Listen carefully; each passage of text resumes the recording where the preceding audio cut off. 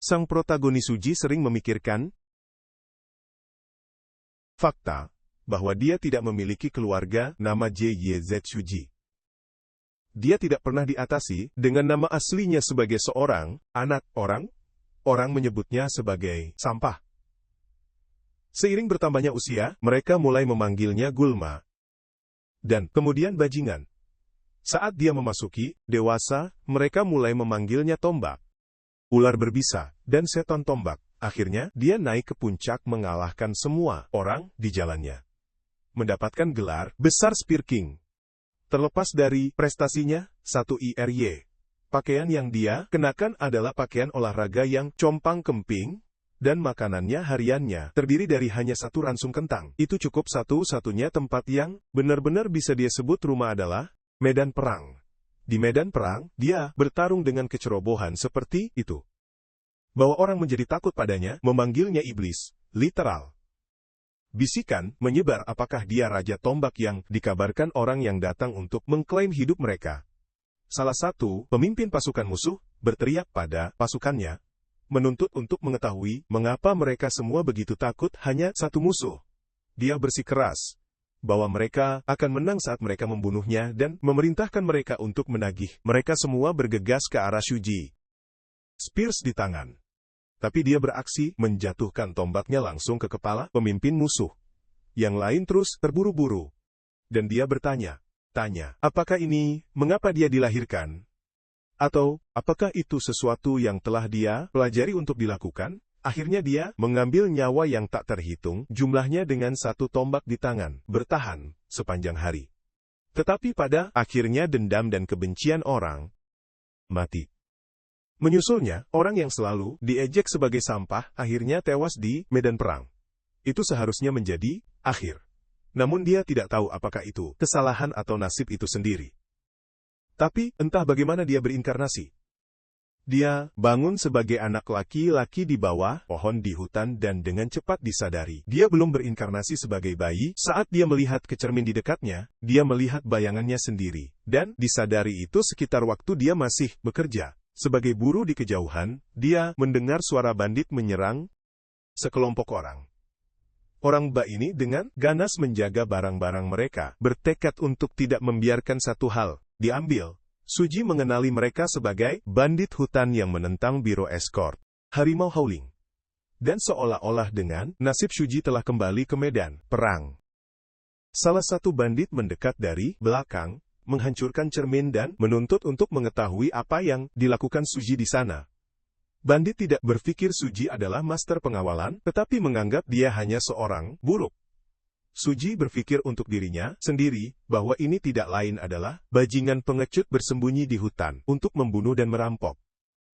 Meskipun dia meremehkan, matanya gemetar, dan tubuhnya menegang. Dia tahu sebagian besar bandit ini tidak lebih dari amatir. Bandit berteriak bahwa tidak masalah apakah Suji seorang buruh atau master pengawalan, dia masih bagian dari biro. Dan dia akan membunuh mereka semua. Bandit mengayunkan tombaknya ke Suji, tapi Suji menghalangi pemogokan dengan tangannya dengan tenang, mencatat bahwa gerakan bandit sepenuhnya dapat diprediksi dalam sekejap.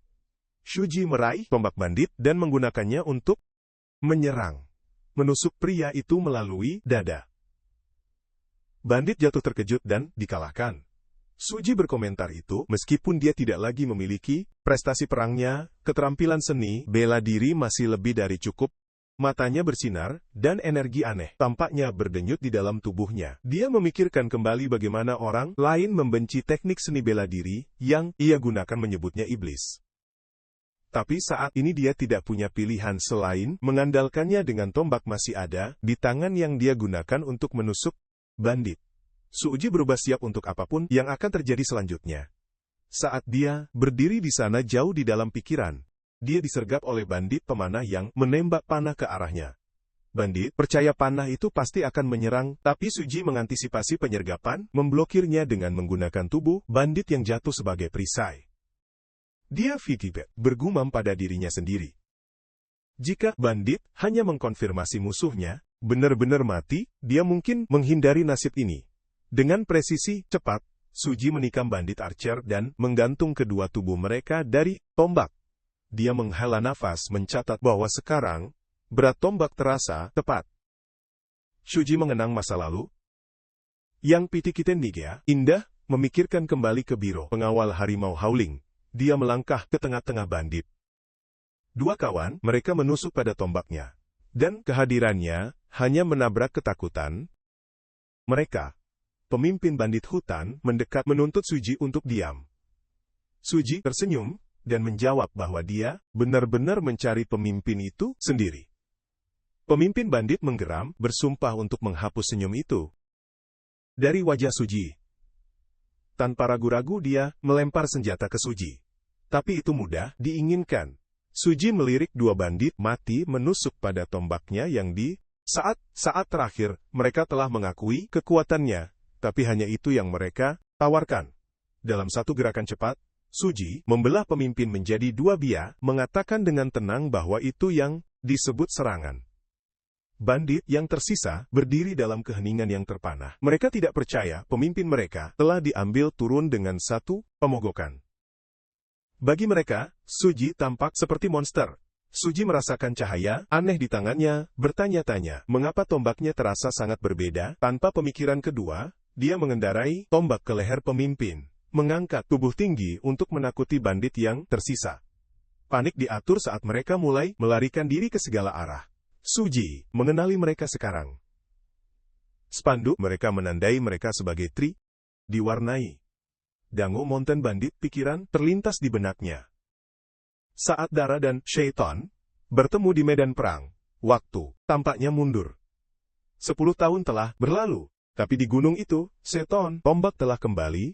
Cahaya jatuh di atas medan perang, di mana melolong biro Tiger bentrok dengan para bandit. Seorang pria dari biro pengawalan berteriak mendesak rekan-rekannya untuk tidak membiarkan bandit tunggal melarikan diri. Shuji berdiri dengan tenang mengamati pemandangan. Di belakangnya meletakkan 3 mayat. Semangat mereka bersinar merah, seolah-olah memicu tekad biro. Anggota pengawalan mengerti angin menguntungkan mereka. Mereka tidak akan membiarkan bandit hidup-hidup. Tiba-tiba seorang bandit menebas seorang pria berteriak bahwa siapa yang berpikir bocah itu, mereka membunuh kita jika mereka ingin berkelahi. Lalu bawa hantu dari 3 bandit yang jatuh. Berlama-lama di sekitar tombak, Shuji berbisik bahwa mantan bos mereka Ego telah bergabung dengan pertarungan di pihak mereka. Shuji menyadari Ego harus menjadi pemimpin benteng mereka. Potongan di atas rakyat jelata biasa. Dia diperintahkan untuk menjatuhkan Ego sendiri. Shuji setuju mengatakan bahwa tidak apa-apa dan dia akan memberikan keinginan itu. Ego akan dimakan utuh. Ego didakwa menebas dengan keras pada anggota pengawalan. Tapi dengan tenang, memanggil namanya, marah dan bingung. Ego menuntut untuk mengetahui siapa yang berani memanggilnya dengan namanya. Tanpa ragu-ragu, Shuji menebas Ego. Pukulan itu tidak dapat dihentikan, memaksa Ego untuk mundur, bingung. Bertanya-tanya siapa sebenarnya Shuji? Memegang 3 mayat di tombaknya, Shuji mendekati Ego yang terkejut, dan menyebut Shuji sebagai orang gila untuk menggantung tombak seperti itu. 3 ruh bertanya mengapa Ego adalah satu-satunya yang tersisa. Dan mengapa dia belum bergabung dengan mereka. Ego mulai menangis ketakutan, memanggil Shuji sebagai iblis, dan Pebian berteriak minta tolong. Marah, aura merah berkobar di belakang Shuji. Saat dia menebas Ego ke bawah, dia berpikir untuk dirinya sendiri itu memanggil nama 3 kali, mungkin hanya mengirim jiwa ke dunia bawah. Shuji menjelaskan bahwa ketika sebuah nama dipanggil 3 kali, target dikirim ke akhirat. Sudah lama sejak dia menggunakannya, pikirannya melayang kembali ke kehidupan masa lalunya. Ketika dia masih muda yang berjuang untuk mendaki gunung, dia sangat berjuang merasakan itu karena dia pemula. Semua tugas kepanduan yang sulit dibuang padanya. Pada satu titik dia beristirahat frustrasi dengan militer. Dia berpikir jika saja dia bergabung dengan tentara dengan benar, dia tidak akan kelaparan. Tapi rasanya tidak berbeda dari menjadi budak. Tiba-tiba, mata merah terbuka di belakangnya, mengirimkan dingin ke tulang belakangnya. Dia tidak tahu apakah itu harimau atau hantu. Tapi tidak masalah, dia tahu dia tidak boleh melihat ke belakang. Beberapa hal tidak dimaksudkan untuk dilihat. Dia bersumpah bahwa dia tidak akan mati di sini tanpa hasil dan tidak berani berbalik. Suara bertanya kepadanya apa yang ingin dia capai. Dengan berjuang keras dan hidupnya tidak lebih baik dari Book, mengapa tidak bertaruh? Itu mungkin satu kesap fotonya, kesempatan untuk mengubahnya yang menyedihkan. Nasib Suji berbalik dan bertanya, bagaimana dia seharusnya mempercayai kata-kata seperti itu. Pria itu berkomentar bahwa Suji memiliki banyak keberanian, dan kemudian meminta namanya. Suji memberitahunya, tapi mata pria itu tiba-tiba berubah merah saat dia bertanya. Apa yang dia katakan? Suji mengulangi namanya, tapi pria itu bersikeras. Dia akan bertanya lagi, sama seperti Suji bersiap untuk menjawab. Untuk ketiga kalinya, pria itu meraih lehernya sebelum dia bisa berbicara. Suji menyadari bahwa dalam satu napas, pria itu telah menutupi seluruh jarak tanpa dia melihat langkah. Dia mengenali pria itu sebagai tuannya, orang yang telah menganugerahkannya dengan kekuatan setan. Pria itu menjelaskan itu. Jika ada seseorang yang ingin dibunuh Suji, dia harus menyebut nama mereka 3 kali, dan terlepas dari jawabannya, dia akan bisa membunuh siapapun. Suji memikirkan perwujudan kejahatan di dunia bela diri. Iblis darah Kafu mengguncang pikiran. Suji dilanjutkan menebas bandit. Ketika lebih banyak bandit datang padanya, memanggilnya monster, Suji menemukannya jernih menuju Kokfu kekuatan Sheton, memberinya merasa tidak lengkap. Saat dia berjuang, dia menyadari bahwa benih kekuatan itu berakar pada DANTIA. N-nya seharusnya meresap ke dalam tulangnya dan mengaburkan pikirannya, tetapi sebaliknya, dia merasa segar. Dia bertanya-tanya apa yang telah berubah. Dia menggunakan kekuatan untuk membuat cahaya ungu memancarkan dari tubuhnya, dan menyadari perbedaan dari saat dia memperoleh kekuatan iblis dalam kehidupan masa lalunya. Saat itu dia telah melupakan semua itu setelah bergabung dengan tentara. Tapi sebagai seorang anak, dia telah mempelajari teknik pernapasan suku Miao. Suji Biwot menjelaskan bahwa teknik ini membantunya menjaga kesadarannya dan menjaga kejernihan mental. Kebetulan aneh dia mengingat kata fetuannya. Sampai ke kiri, Suji benar-benar menguasai kekuatan iblis itu, dia tidak akan bisa berpegang pada kewarasannya. Suji bertanya-tanya, ekspresi macam apa yang akan dilakukan Kokufu jika dia mengetahui tentang ini. Saat itu orang-orang dari biro memanggilnya dan menunjukkan rasa terima kasih mereka, karena telah menyelamatkan mereka dari bahaya. Seorang gadis bilang, dia tahu Suji telah berdiri di sana. Tapi tekanan luar biasa yang dia berikan saat dia mengurangi bandit-bandit itu, satu demi satu membuatnya tidak mungkin baginya untuk membiarkannya pergi. Suji bertanya, apa maksudnya? Dia menjawab bahwa dia tidak mengerti mengapa seseorang seperti dia bekerja sebagai tangan konvoi di biro penegakan. Tetapi, jika tidak terlalu kasar untuk ditanyakan, apakah dia bersedia untuk terus meminjamkan kekuatannya? Suji hanya menolak. Yang mengejutkannya, beralih ke pergi, dia mengatakan kepadanya bahwa jika dia tidak memiliki bisnis lain, dia pergi. Dia terkejut memikirkan bagaimana dia tidak bisa membiarkannya pergi begitu saja. Karena dia tidak akan bergabung dengan mereka, dia berlutut dan menawarinya sebuah objek, memintanya untuk mengambilnya. Dia menjelaskan bahwa Suji mungkin sudah tahu ini, tapi sekte Tiger Pit menjalankan biro penegakan. Itu adalah sekte bergengsi yang berbasis di Anhui. Jika Suji membawa token itu ke sekte Tiger Pit, dia akan disambut sebagai tamu terhormat. Dia memintanya untuk menerimanya sebagai tanda keturusannya. Suji menerima token mengingat sekte Tiger Pit dikenal karena operasi mereka yang jujur dan jujur. Tapi, dalam beberapa tahun mereka menghilang tanpa jejak. Saat dia mengambilnya, dia berterima kasih padanya dan membungkuk pepatah. Mereka akan kembali ke tugas transportasi mereka untuk saat ini. Tapi, sekali selesai mereka akan kembali untuk menyambutnya lagi dan memintanya untuk menikmati masa tinggalnya. Sementara itu, Suji juga mengambil kuda. Dari sana, gadis itu menghentikannya, mengambil satu kuda tertentu, mengatakan temperamennya terlalu liar, jadi mereka memutuskan untuk menggunakannya untuk mengangkut kargo. Suji menaiki kuda dan keluar. Seorang pria berkomentar bahwa kuda itu entah bagaimana benar-benar patuh sekarang. Mereka semua baru saja melihat kencing kuda dan terkejut dengan itu. Gadis itu berkomentar di usianya. Suji juga memiliki keterampilan menunggang kuda. Dia seperti monster, seorang pria dari belakang. bertanya apakah itu bisa menjadi cinta pada pandangan pertama. Suji persis tipe mereka dan tampan seperti yang mereka sukai.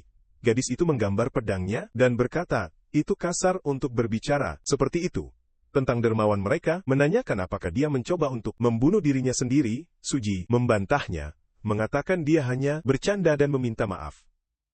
Dia menurunkan pedangnya dan mengatakan bahwa meskipun mereka belum melihatnya dengan jelas, dia telah mengamati teknik tombak Suji. Seorang anak laki-laki menebak bahwa mungkin Suji adalah putra seorang yang terkenal. Keluarga mulia yang dikenal karena penguasaan tombak, dia menggelengkan kepalanya dan menjelaskan bahwa itu bukan gaya seni bela diri, tapi teknik tombak militer, salah satu yang menunjukkan tingkat penguasaan dan wawasan jauh melampaui usia Suji. Bocah itu menebak sesuatu, dan gadis itu setuju. Pepatah, kemungkinan besar Suji berasal dari yang kuat, keluarga militer dan sedang dalam perjalanan prajurit. Setelah menyelesaikan pelatihannya dan memberikan kepribadiannya dan kemauan untuk mempertaruhkan nyawanya untuk menyelamatkan mereka. Jika Suji belajar tentang krisis menghadap sekte lubang harimau, tidak mungkin dia akan mengabaikannya. Dia memikirkan bagaimana Suji bisa menyelamatkan sekte Tiger Pit dari cengkeraman sekte Dao Hitam. Saat kuda itu pipis lagi, Shu Uji berteriak bahwa jika itu kencing sekali lagi, dia akan memotongnya dengan sangat buruk, sehingga tidak akan membuat kesal lagi. Pikirannya kembali ke sekte Tiger Pit, ingin tahu apakah mereka masih ada, dan bagaimana mereka melakukannya. Dia kemudian ingat Aiku yang ditemui Suji setelah mendaftar di Angkatan Darat dan satu-satunya orang yang dengannya dia membentuk ikatan dalam kehidupan masa lalunya. Di area istirahat militer, seorang pria menendang Suji. Bertanya-tanya apakah dia pikir pemula, seperti dia bisa makan tanpa terlebih dahulu menawarkan upeti. Suji menjawab bahwa itu adalah pertama kalinya dia telah mendengar tentang aturan seperti itu yang dijelaskan. Pria itu tuh merekrut baru seharusnya menawarkan makan malam mereka kepada senior mereka, dan kecuali mereka ingin pemukulan, mereka harus mengingatnya dengan baik. Yang lain menertawakan saat itu. Saat itu Ikitikyo tiba membawa kentang dan menyebut Ordo itu konyol. Dia mengatakan, itu sejak Suji baru saja tiba. Dia adalah orang terbaru. Jadi mengapa mereka tidak mengambil ransumnya juga? Pria itu menjadi marah. Mengatakan bahwa Aiku benar-benar berani, dan bahwa dia akan menghancurkan wajah busuk darinya. Aiku melemparkan kentang yang menghantam wajah pria itu dan menyuruhnya hanya menggunakannya untuk mengisi perutnya, jika dia masih memiliki gigi yang tersisa. Kemudian Iko meninju dia beberapa kali. Wajah pria itu terluka parah dan Iko memberitahunya. Sepertinya dia belum memiliki cukup kentang. Berani dia kembali jika dia menginginkan lebih, menjanjikan untuk merobohkan setiap giginya yang terakhir. Yang lain kemudian pergi, dan Suji memberitahu Akao bahwa dia seharusnya tidak ikut campur. Aku melempar kentang yang setengah dimakan ke arah Suji, dan menjawab bahwa jika Suji ingin makan, Anda sebaiknya memakannya. Aku memperkenalkan dirinya sebagai senior langsung Suji. Suji merasa bahwa aku bukan hanya seorang kawan, tapi seperti saudara yang disumpah. Aku kemudian meminta namanya Suji. Suji memberitahunya suatu hari nanti karena mereka berjuang mati-matian untuk bertahan hidup. Syaitan darah bernama Chokufu muncul. Suji diraih oleh tuannya dan dibawa ke suatu tempat seperti domba yang dituntun untuk disembelih. Aiko berdiri agak jauh, memperingatkan pria itu untuk meninggalkan Suji sendirian, atau dia akan menembakkan Suar. Suji membantah ini, dan menyuruh aku melarikan diri. Sebaliknya, aku dengan marah bersikeras bahwa pria itu meninggalkan Suji. Pria itu menurut dan Suji jatuh ke parit meninggalkan aku terkejut.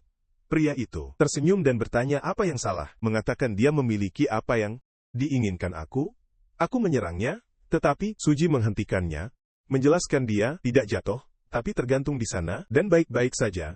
Dia menyuruh aku untuk tidak khawatir dan untuk keluar dari sana dengan cepat. Pria itu mengatakan dia tidak berniat membunuh mereka dan meminta mereka untuk mendengarkan, karena dia memiliki proposal untuk mereka berdua. Dia menjelaskan bahwa jika mereka membawanya, dan wanita itu siapa yang bisa menyembuhkan luka internalnya sebagai imbalannya, dia akan memberi mereka kekuatan untuk bertahan hidup. Apapun yang mereka inginkan, keduanya saling mandang. Dan karena mereka tidak punya pilihan lain, mereka menerima Suji. Lalu berdiri. Dan pria itu berkomentar bahwa mereka benar-benar memiliki tatapan sengit di mata mereka. Dia menjelaskan bahwa ada makhluk dikenal sebagai iblis yang tidak terkendali. Jiwa manusia yang kita tembangi dimakan oleh harimau yang jatuh ke dalam korupsi iblis. Jiwa yang rusak ini menjadi bawahan. Menawarkan jiwa lain untuk mengangkat tuannya. Peringkat spiritual, dia menambahkan bahwa perangkat teknik pagi bekerja pada prinsip yang sama. Menyerap dendam orang, mati untuk menaikkan pangkat spiritual seseorang. Teknik ini disebut seni iblis yang tidak terkendali. Keajaiban memiliki 3 tahap pemahaman, tempering, dan transendensi. Masing-masing dengan 10 level. Setelah mencapai tahap pemahaman, praktisi bisa memancarkan energi iblis seperti uap. Pada tahap tempering, darah mereka berubah menjadi racun yang mematikan. Dan ketika mereka melepaskan energi iblis, sepertinya darah mendorong keluar. Langkah selanjutnya adalah maju ke tahap transenden.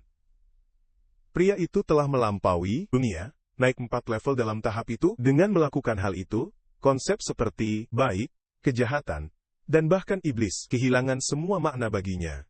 Dia dengan demikian mengukir ajarannya ke dalam hati mereka untuk pergi ke medan perang dan pembantaian tanpa akhir. Begitulah cara mereka mendapatkan kekuatan untuk mengubah nasib mereka. Baik, Suji dan aku berkembang saat ia menginstruksikan. Meskipun mereka terus dikelilingi oleh musuh yang tak terhitung jumlahnya. Mereka sangat percaya diri, sehingga mereka akan bertahan hidup. Tidak peduli apa yang mereka ingat kata pria itu akan menjadi kesepakatan terakhir mereka. Ramuan yang perlu mereka ambil adalah 100 tahun salju ginseng. Tapi, bisakah mereka mencapai ini? Shuji setuju sekaligus, tetapi Aiku meminta mereka untuk menunggu.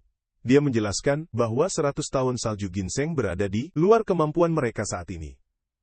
Sebelum mencoba mendapatkannya, bisakah pria itu membantu mereka membuka Ren Meridian mereka? Jika pria itu bisa menggunakan ramuan yang sudah mereka miliki untuk membuka meridian itu, mereka kemudian hanya perlu menemukan bahan final. Herbal yang hilang bisa dikumpulkan dan diisi ulang. Kemudian pria itu setuju, dan aku menyuruh Suji untuk pergi dulu. Suji terkejut dan ragu-ragu, tapi aku mendesaknya untuk hanya mendengarkan dan buka meridiannya terlebih dahulu. Sementara Suji melakukannya, aku akan mengumpulkan lebih banyak herbal. Lalu, buka meridiannya sendiri. Pada saat itu, Shuji akan mengumpulkan sisa herbal. Aiko menambahkan bahwa kedua adalah pekerjaan yang lebih sulit. Shuji setuju. Dan setelah mengumpulkan herbal, dia kembali hanya untuk menemukan dirinya ditikam oleh beberapa panah dan terluka parah. Meskipun lukanya, dia berpegang pada harapan itu karena dia telah mengumpulkan semua herbal. Semuanya akan baik-baik saja, tapi kemudian dia terkejut melihat kepala pria itu berbaring terputus. Dan IQ duduk di dekatnya terluka juga. Aku greeted him saying. Akhirnya Shuji muncul. Shuji terburu-buru untuk memeriksa aku dan bertanya apa yang terjadi. Aku mengatakan kepadanya untuk tidak membuat keributan, dan Shuji itu sudah tahu. Kokofu tidak pernah bermaksud membiarkan mereka hidup di tempat pertama. Mereka harus berjuang lebih keras sebelum mereka bisa dibunuh. Shuji bertanya apakah itu sebabnya Aiku tidak pergi dulu dan telah membiarkan Shuji pergi sebagai gantinya. Aniu Ayuku menjelaskan bahwa semua poin meridiannya telah dihancurkan. Energi iblisnya benar-benar hilang.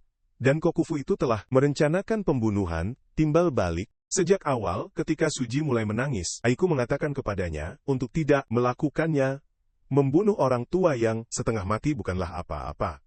Lalu, dia bertanya, apakah Shuji tahu mengapa dia membiarkannya hidup? Shuji bertanya-tanya, bagaimana dia bisa tahu? Aiko menjawab bahwa itu karena Shuji adalah seorang pejuang biro, penegakan harimau, dan kemudian mengungkapkan bahwa dia sendiri adalah yang terakhir bertahan anggota sekte Tiger Pit yang hancur. Shuji pernah berkata bahwa dia telah bekerja sebagai pejuang di harimau. Biro penegakan untuk waktu yang singkat, dan bahkan menambahkan itu. Kepala dan Lady of the Tieptia, Tiger Pit Sect adalah orang baik mendengar. Iti amalu kitiot. Saat itulah, dia mulai menganggap Shuji sebagai keluarga. Shuji adalah satu-satunya yang pernah berbicara dengan sayang tentang orang tuanya. Aku benar-benar senang bertemu dengan Shuji, dan memberitahunya bahwa, jika dia mendapat kesempatan, dia harus membalasnya. Suci berhenti untuk merenungkan seberapa kuat kehidupan masa lalunya. Mengingat menunggang kuda melalui pasar, dia berpikir itu dalam hidup ini. Dia akan memastikan bahwa dendam seperti itu tidak pernah ada di tempat pertama. Prioritas pertamanya adalah untuk mencegah penghancuran klan Huatuitabia. Sebelumnya dia telah menyelamatkan Biro Penegakan Harimau dan dukungan keuangan mereka, jadi mungkin masa depan sudah mulai berubah. Tapi itu tidak cukup. Dia tiba di suatu tempat, menurunkan kudanya, dan memanggil seorang pria. Pria itu tampak sombong, dan Faitan Balidin bertanya apa yang diinginkan Suji. Suji menjawab bahwa dia punya pertanyaan. Pria itu memukul kepala Suji dan memperingatkannya untuk tidak mengacaukannya. Bertanya, siapa yang, menurut Suji, dia akan berbicara untuknya seperti itu. Pria itu membual bahwa seseorang seperti Suji bukan apa-apa. Tapi Suji meraih kepala pria itu dengan kuat, dan menyuruhnya tutup mulut dan hanya menjawab pertanyaannya. Pria itu tersentak, dan Suji bertanya, jika rumah kecil di sana ada sekte Tiger Pit. Pria itu segera berlutut dan mengkonfirmasi itu. Suji kemudian bertanya, apakah pemimpin sekte itu Koganan dan istrinya adalah Shagen? Pria itu mengkonfirmasi hal ini. Suji kemudian bertanya, apakah putra mereka adalah Kak? Pria itu menjawab bahwa ini salah. Suji bertanya lagi, apakah itu bukan kok aku? Pria itu dikonfirmasi tetapi ragu-ragu. Karena pria itu ragu, Suji mulai meragukan pikirannya sendiri. Dia merasa seolah-olah sesuatu dari masa lalu telah bergeser. Realitas sesuatu yang sudah dia ketahui, tapi tidak mungkin dia telah memeriksa yang lainnya. Dan semua detail cocok dengan kehidupan sebelumnya, jadi mengapa tidak bertambah? Dalam ledakan frustrasi dia meraih kerah pria itu, menuntut agar dia mengatakan yang sebenarnya. Suji memperingatkan bahwa, jika dia pergi ke sekte Tiger Pit, dan menemukan seseorang bernama Koaku, dia akan mengalahkan pria itu. Pria itu menjawab bahwa mereka memang ada di sana. Suji bingung dan mengingatkannya bahwa itu bukan yang dikatakan pria itu. Sebelumnya pria itu mengklarifikasi, menjelaskan bahwa Suji telah bertanya, jika putra pemimpin sekte itu dinamai Koaku. Dia kemudian bertanya, mengapa Suji berpikir bahwa seorang wanita muda akan berubah menjadi seorang pria? Bahkan sebelum menikah, pria itu menjelaskan lebih lanjut bahwa sekte Lubang Harimau hanya memiliki seorang putri, bukan seorang putra. Dan bahwa Koaku sebenarnya adalah seorang wanita Suji terpana dengan wahyu. Ini, dia benar-benar bingung. Berpikir bahwa jika dia menunjukkan token emas, dia bisa memasuki sekte Tiger Pit dan konfirmasikan semuanya untuk dirinya sendiri. Namun, dia menyadari bahwa melakukannya mungkin mengganggu rencana masa depannya. Jadi, dia bertanya, apakah mungkin ada cara lain? Saat itu, sebuah pintu terbuka di depannya, dan seorang pria yang marah melangkah keluar. Setelah melihat Suji, pria itu berkomentar itu, Suji muncul seolah-olah itu bukan apa-apa. Dan itulah sebabnya mereka tidak bisa mempercayai anak nakal tunawisma dengan pekerjaan. Dia meraih keras Suji, menyatakan dengan marah bahwa dia telah meminta Suji untuk membersihkan kotoran kuda. Tapi bocah itu melarikan diri. Pria itu kemudian menyeret Suji ke dalam, menuntut untuk mengetahui di mana yang lain berada. Suji tidak menanggapi. Dia bertanya-tanya apakah menjadi tunawisma adalah sumber kesalahpahaman ini benar-benar bekerja dengan cukup baik. Suji dibawa ke kandang di mana pria itu memperkenalkan dirinya sebagai Wutuyan, manajer Greek Tiger Pit Sex Stables. Dia menjelaskan itu yang harus dilakukan. Suji hanyalah mengurus kotoran dan masih memberi makan hewan lebih baik daripada tinggal di jalanan. Wutuyan kemudian menjelaskan bahwa dia telah menjelaskan semuanya 2 hari yang lalu, jadi Suji seharusnya ingat. Namun ketika Suji mengakui dia tidak ingat, pria itu terkejut. Dia menatap Suji ke atas dan ke bawah. Menuduhnya tidak hanya memiliki ingatan yang buruk, tetapi juga berbicara kembali kepada orang tua. Dia bertanya apakah Suji makan memo, tidur di kandang dan telah melupakan semua itu. Mereka adalah orang Zakta, orang yang tidak pernah dibutuhkan sekte di tempat pertama. Tapi pemimpin sekte itu mengasihani Suji, anak tunawisma, dan mengizinkannya untuk tinggal. Dia memintai untuk tidak melarikan diri. karena itu akan sulit mendesaknya untuk melakukan pekerjaannya dengan benar. Apakah dia tiba-tiba mengerti? Seekor kuda bergegas dan menabrak kaki Tuyen. Tuyen berteriak kesakitan, tapi kuda itu terus menyerangnya. Suji bertanya-tanya, mengapa kuda itu tiba-tiba mulai memukulnya, dan dari mana asalnya? Dari Jio klan Manor. Jio dan penjaganya melihat pemandangan itu terbuka. Jio berkomentar itu. Tidak mengherankan kudanya bertingkah seperti itu. Itu adalah kuda kelas atas, dan dia telah membayar cukup untuk membeli rumah besar. Bahkan dengan harga tinggi itu, masih liar yang sulit ditangani, pengawasnya mengamati itu. Salah satu anak laki-laki yang stabil tampaknya terluka. Shi dengan santai menjawab bahwa orang-orang itu tidak lebih dari anjing kepada mereka, dan menyarankan untuk melemparkan mereka beberapa feet dalam perjalanan keluar. Salah satu pekerja di kandang menyadari bahwa pria itu adalah Zhou, dari Zhou klan Manor. Orang lain bertanya-tanya apa yang dilakukan Zhou di sana. Suji mengingat kembali kehidupan masa lalunya. Teringat mendengar tentang Zhou Tutariki Zhou telah menjadi dalang di balik kejatuhan dari sekte Tiger Pit. Dia juga telah menyebarkan yang kuat, rumor yang mengerikan, dan Suji memutuskan yang terbaik adalah masuk ke dalam dengan cepat. Zhou sementara itu menggerutu yang dilihat oleh orang-orang seperti itu, merasa pakaiannya menjadi kotor. Dia telah mendengar mereka memiliki tamu baru di sekte itu dan telah bergegas untuk memeriksa, tapi dia tidak berharap untuk menemukannya di sini. Dia disambut oleh Kogenan, pemimpin sekte lubang harimau. Zhou dan pengawalnya menunjukkan rasa hormat kepada Jenan dengan Zhou menyebutnya sebagai ayah mertuanya. Dia menjelaskan bahwa hanya ada satu alasan dia akan datang ke sekte Tiger Pit. Jelas pengantinnya di masa depan. Jenan menjawab bahwa jika Xiao berbicara tentang AIKU, kemudian dia tidak ingatan menyetujui pernikahan seperti itu.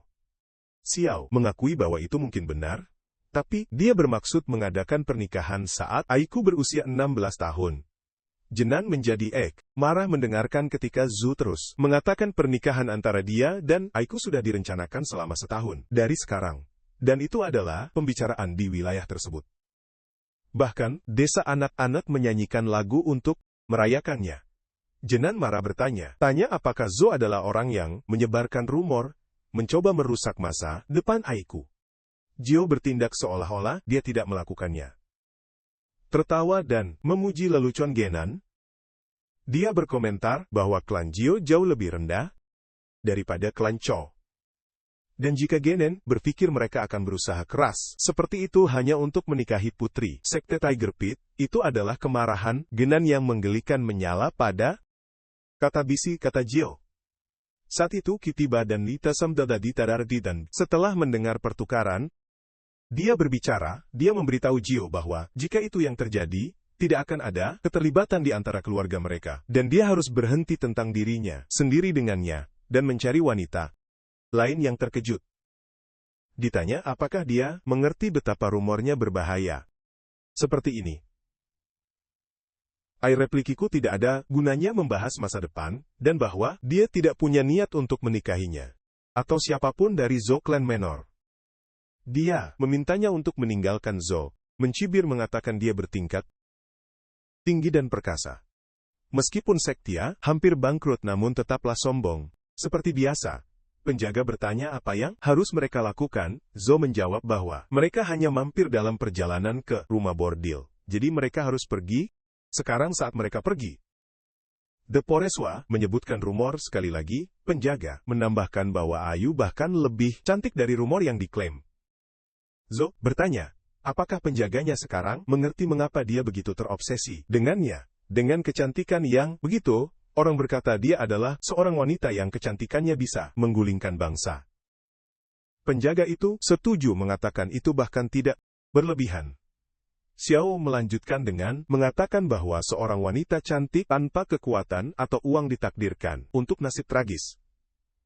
Dia terlalu cantik menjadi putri sekte Tiger Pit dan dia hanya bisa mengutuk kemalangannya karena lahir di sana. Tetapi Xiao menambahkan, sudah terlambat dia. Seorang pria jahat telah mengarahkannya. Mereka berdua tertawa. Ketika mereka berjalan pergi, Zhou duduk di atas kuda dan mencoba memindahkannya. Tapi itu tidak bergerak.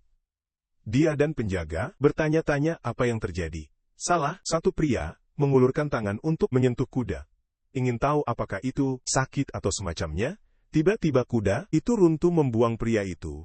Dalam prosesnya, Zhao jengkel bertanya-tanya di mana anak laki-laki yang stabil berada. Sementara itu, Suji bersembunyi di dekatnya, memegang hati kuda di tangannya telah menggunakan seni fiction. Dengan terampil, dia berpikir untuk dirinya sendiri, bahwa tidak ada gunanya mengambil hati. Tanpa meninggalkan tanda, mereka tidak akan pernah tahu mengapa kuda itu mati.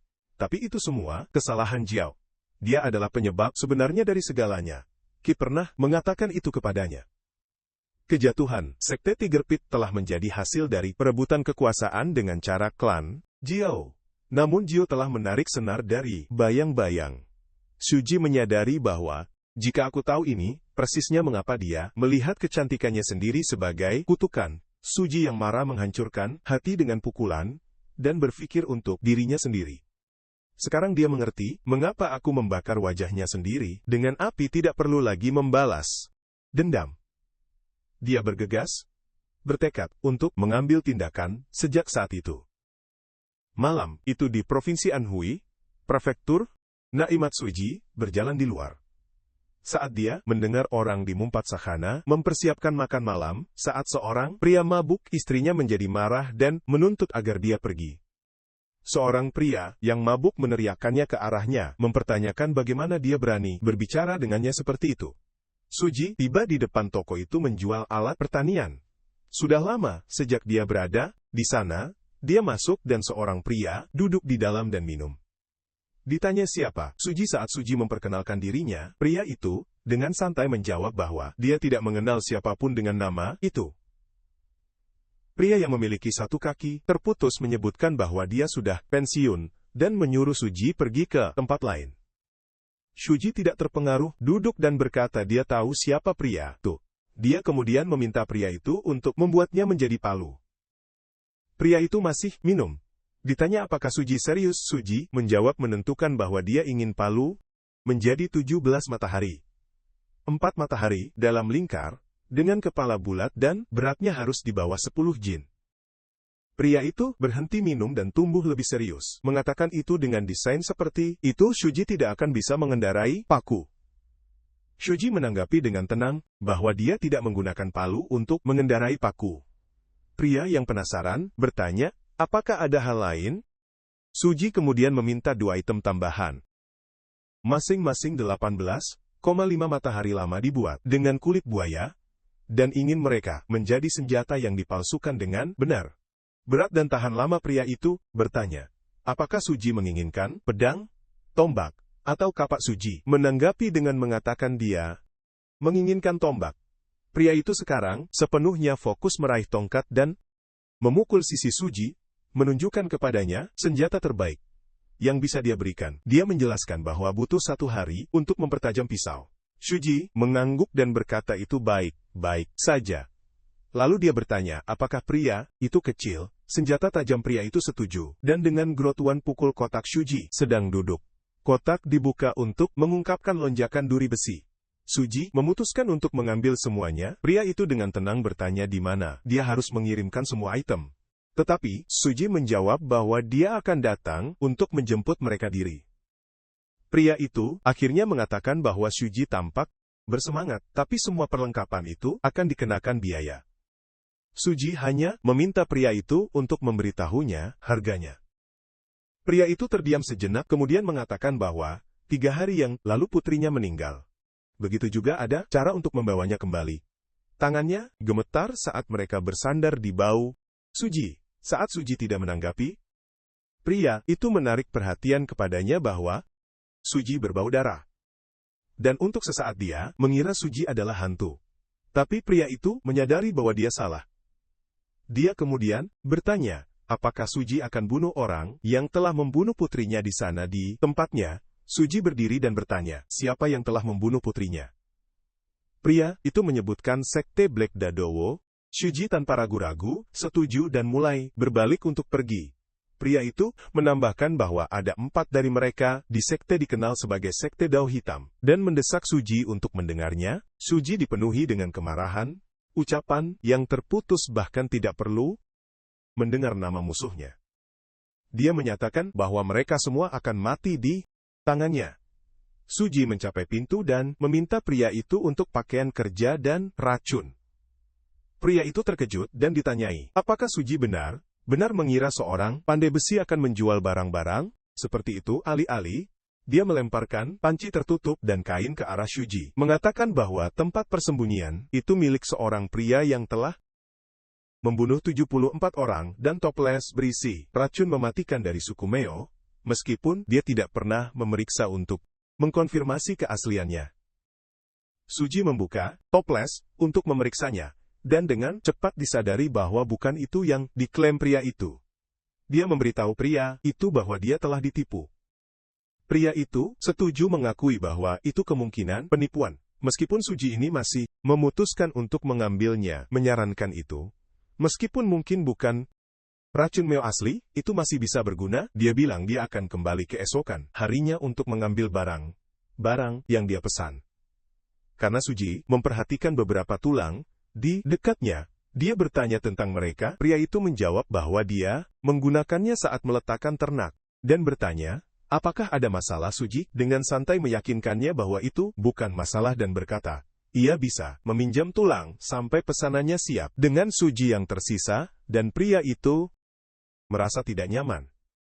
Bertanya, apakah Suji mungkin benar-benar hantu? Namun, dia dengan cepat menolak pikiran itu, mengatakan pada dirinya sendiri, selama dia bisa membalas putrinya, hidupnya adalah harga kecil yang harus dibayar. Adegan bergeser ke gerbang utama Black Dawset, di mana 3 penjaga bertugas. Mereka merasakan sesuatu yang mendekat, dan kemudian Suci muncul. Para penjaga bertanya, tanya siapa dia. Dan salah satu dari mereka memberitahu yang lain, bahwa mereka berada di tengah pertemuan penting dan bahwa tidak ada yang bisa masuk tanpa masuk-masuk. Penjaga kemudian bertanya apa yang ada di tangan Suji. Berkomentar bahwa baunya tidak enak dan memerintahkannya untuk pergi. Suji mengabaikan perintah, dan terus maju, menyerang salah satu penjaga mati. Yang lain terkejut baik oleh serangan tiba-tiba dan oleh aura yang menakutkan di sekitar Suji. Mereka menatap item di tangannya, dan salah satunya mengenalinya sebagai tulang kuda. Suji dengan tenang menyebutkan bahwa itu masih bisa bermanfaat. Lalu ditambahkan bahwa dia ingat bagaimana Sekte Dao Hitam telah mengizinkan lebih dari setengah pasukan mereka untuk melarikan diri. Selama pertempuran sebelum regresi, serangan balik mereka setelah itu menghabiskan banyak nyawa. Tapi terima kasih, dia tahu persis bagaimana pemimpin musuh akan melarikan diri. Sekarang, dia bertekad untuk memburu setiap yang terakhir.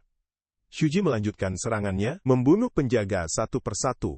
Kebisingan menarik perhatian orang lain. Di dalam sekte yang keluar untuk menyelidiki, salah satu dari mereka bertanya, jika Suji adalah orang yang menyebabkan semua keributan, pria lain yang menikmati tidur siang yang bagus, dikutuk saat istirahatnya hancur. Seseorang menyebutkan bahwa pemimpin sekte saat ini sedang dalam pertemuan dengan seorang tamu dan akan menangani situasi dengan cepat.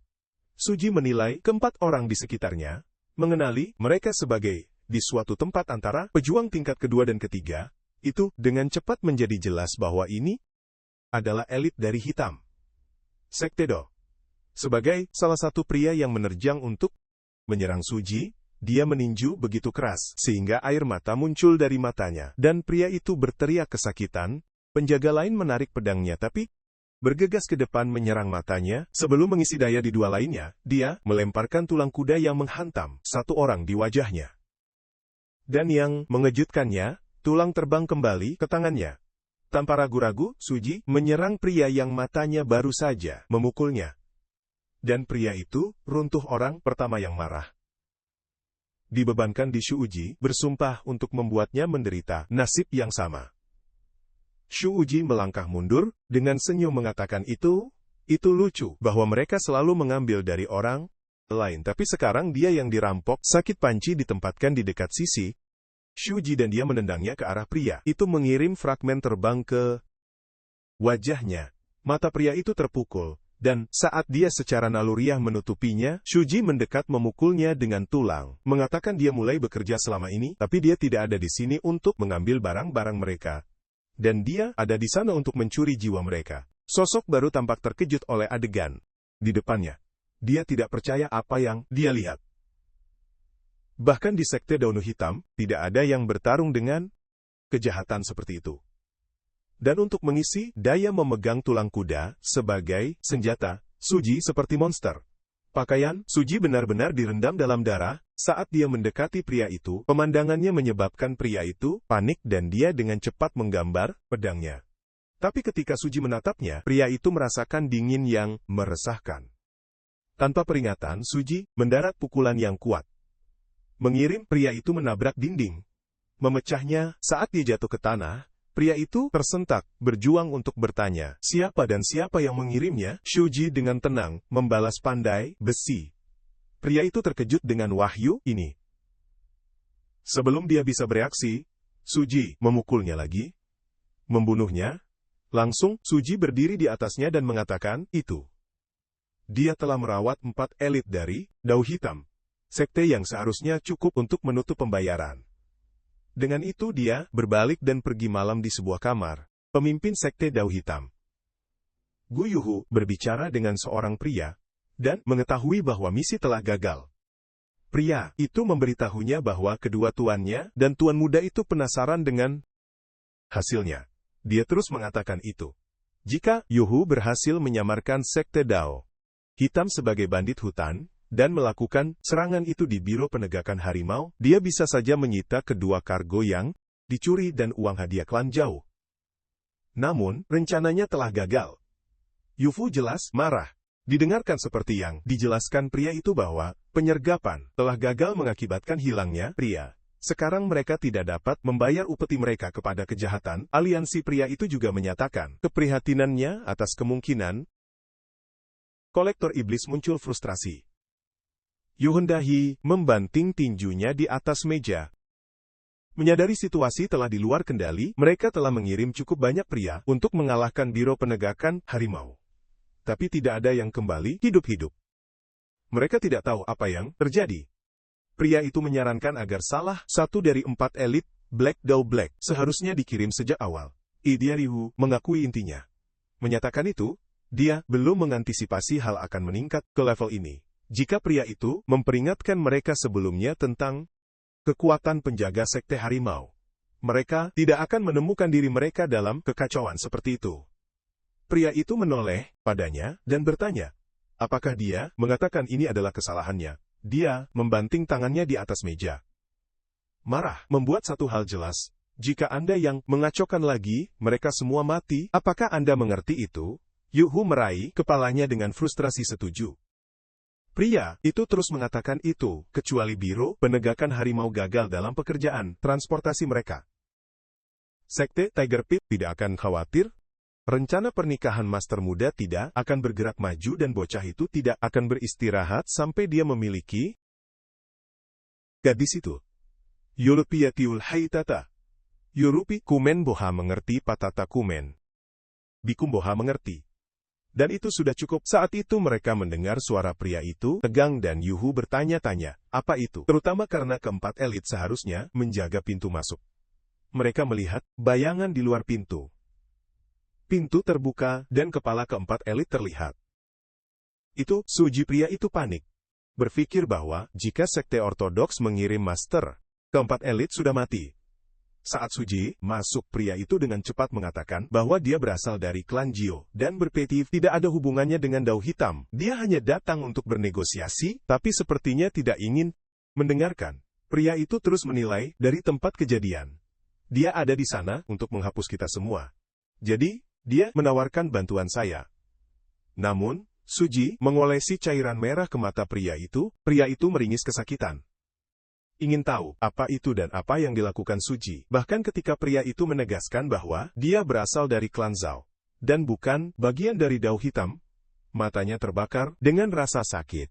Suji mengingat kata Talobova Auzariani gini waliduatio liginiya lo inahi bimarilo ligini waligini watio ligini walitio ligini wati. Dalam yang tertinggi, seni iblis dikenal sebagai pemecah iblis dan darah pemecah. Iblis adalah racun yang mematikan bagi seniman bela diri. Suji berpikir untuk dirinya sendiri. Meskipun tidak terlalu mematikan sebagai racun pemecah iblis sejati, rasanya masih terasa seperti dipukul dengan bubuk cabai. Menyakitkan dan menjengkelkan, pria itu marah, memangkas pedangnya di Shuji menuntut untuk mengetahui apa yang salah dengannya. Shuji dengan mudah menghindari pemogokan, mencatat bahwa kecakapan bela diri pria itu sangat mengesankan meskipun tidak pada tingkat 4 elit. Dengan itu Shuji memutuskan untuk melepaskan kekuatannya sendiri. Baik pria dan Yuhu terkejut ketika mereka menyadari bahwa Shuji menggunakan seni iblis. Shuji dikelilingi oleh gelap mengancam aura pria itu. Sekarang, menyadari bahwa Shuji bukan dari sekte ortodoks. Tapi iblis gila bergegas ke arahnya dalam upaya panik untuk menyerang. Shuji dengan cepat menghindari pemogokan pria itu dan membalas, menjatuhkannya ke tanah. Pria itu mundur dalam ketakutan ketika Shuji maju ke arahnya. Tanpa ragu-ragu, Shuji memukul pria itu dengan tulangnya, menghancurkannya ke wajahnya. Darah berhamburan di mana-mana. Andaho berdiri kembali, merenungkan situasi yang dia pahami. Sekarang, kesenjangan ideologis dan etika antara seks ortodoks dan tidak ortodoks telah melampaui Shuji. Sosok penjelmaan jahat adalah salah satu monster yang menjadi seniman bela diri, di mana-mana harus menghancurkan. Dan, sekarang salah satu monster ini telah muncul di sekte Dao Hitam. Dia tahu bahwa pengguna iblis seperti binatang, buas sampai mereka mencapai ranah tertentu dengan hanya pembantaian di hati mereka. Saat dia mendekati gerbang tersembunyi, dia berpikir begitu. Sementara Shuji terganggu oleh pria lain. Dia bisa menyelinap dan menghubungi aliansi jahat. Jika itu gagal, mungkin dia bisa menjangkau aliansi bela diri. Sama seperti dia akan pergi, Shuji menelpon namanya, bertanya-tanya apakah itu benar-benar dia. Yuhu terkejut bahwa Shuji masih memiliki kewarasannya. Bahkan, setelah menguasai seni iblis, dia masih sama seperti sebelumnya, master panggung, puncak yang mengendalikan energi iblisnya. Yuhu gemetar berlutut sebelum Shuji dan memohon pengampunan. Dia berjanji bahwa, jika Shuji menyelamatkannya, dia akan melakukan apapun yang dia jelaskan bahwa itu adalah hari terakhir untuk membayar upeti kepada aliansi jahat. Dan jika ada yang salah, dia akan kehilangan kepalanya. Kemudian menyebut Shuji sebagai bangsawan, dia menambahkan bahwa mungkin Shuji juga tidak yakin. Shuji menyadari bahwa Yuhu lebih sadar akan situasinya dari yang dia harapkan. Dia kemudian meminta Yuhu untuk melepaskan seni bela diri. Yuhu melawan punggung, saya terkejut mendengar ini. Shuji memperingatkannya bahwa jika dia menolak, dia akan dibunuh. Yomo Yonohahawa mempertimbangkan tawaran itu, berpikir bahwa melepaskan seni bela diri akan seperti kehilangan segalanya. Dia memutuskan bahwa jika dia harus melakukannya, dia setidaknya akan menyerang. Kembali ke Shuji dengan ledakan energi. Dia bergegas menyerang Shuji. Shuji dengan tenang menjawab bahwa dia tahu Yu Daisu adalah seorang pengecut, seseorang yang hanya berbicara besar. Dia memukul sisi Yuhu dengan tulangnya. Mengetuknya kembali, Yuhu melompat untuk menghindar. Mencibir dia, sama sekali bukan monster panggung, puncak, dan dia hanyalah seorang prajurit tingkat kedua. Betapa berani dia menipu dia. Shuji memanggilnya badut, menambahkan bahwa itu membuat pekerjaannya lebih mudah. Saatnya membersihkan Dao Hitam, dia berkata, dengan finalitas dingin. Chaihu merasakan sesuatu yang tidak merata, dan bertanya-tanya apakah Shuji telah melakukan sesuatu. Dengan pemogokan terakhirnya, Shuji menyebutkan bahwa dia harus berterima kasih Yuhu. Biasanya dia akan sangat menyakitkan untuk ditangani, tapi Yuhu salah paham sendiri. Yang Borara membuat semuanya jauh lebih mudah. Jiwa merah mencapai Yuhu, mendesaknya untuk mati bersama. Yutu Tuitihu menebah Shuji beberapa kali, tapi menghindari masing-masing sebelum mendarat dengan tulang. Dengan tulang untuk memukulnya. Yoso Kolifu kemudian menggunakan pedangnya untuk menyerang Shuji. Tapi Shuji menghindarinya juga. Yumu kagum pada gerakannya, berpikir itu terlepas dari sifat liar. Mereka didisiplinkan seperti orang pembunuh. Namun dengan ketenangan seorang prajurit sejati, gerakannya tidak dapat diprediksi, dirancang untuk membunuh musuh dalam situasi apapun, membuatnya tampak seperti iblis di medan perang. Shuji bergegas maju untuk menyerang Yuhu dengan tulang, menyebabkan dia terhuyung-huyung kesakitan. Yuhu berteriak, dan Shuji Dera Tarim Tompalabini berbicara menuduh Yuhu menculik wanita. Biasa, menjualnya ke rumah bordil, dan memeras uang dari mereka untuk membangun sekte Dao Hitam. Suji juga mengungkapkan bahwa Yuhu telah meminjam sejumlah besar hutang dari Biro Penegakan Harimau. Yuhu mengakui kesalahannya. Disebut Suji seorang prajurit yang perkasa. Dia memohon belas kasihan. Bersumpah, dia tidak akan pernah mengulangi tindakannya jika Suji menyelamatkannya. Masih jauh dalam pikiran bertanya-tanya berapa banyak orang lain yang terlibat dalam skema Nati Tessa. Kau, Nati seperti itu. Nati Tessa. Kau bingung menanyakan, apa tapatahi elu bilo bitatahi ilo? Yang dia maksud dengan itu, Suji bertanya berapa banyak orang yang memohon hidup mereka di depannya, seperti itu. Dia memegang tongkat api yang dia persiapkan untuk digunakan di Yufu. Yuliu memohon mengatakan dia akan melakukan apa saja untuk dihindarkan. Suji mengatur Yuhu saat berkomentar, itu harus membantu meringankan penyesalan Biro Penegakan Harimau. Yoho, kecil terkejut bertanya. Tanya jika Suji adalah sumber sebenarnya dari masalah baru-baru ini saat dia membakar aura uji memancar di sekelilingnya.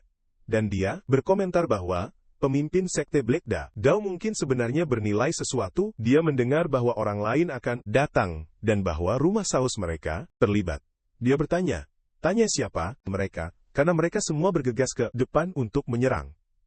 Bermaksud membunuhnya. Suji dengan tenang menyatakan itu. Sepertinya ini akan menjadi malam yang panjang. Rumor keesokan paginya menyebar.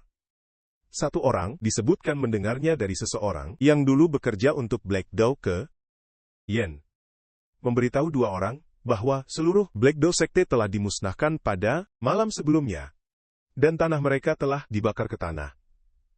Kedua orang itu terkejut dengan berita itu dan Tuyen menambahkan bahwa sekte Tiger Pit telah sangat menderita karena Dao Hitam juga. Mereka bahkan lebih terkejut mendengar ini.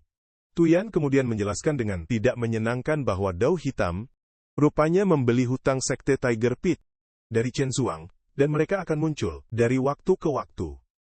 Namun menimbulkan masalah.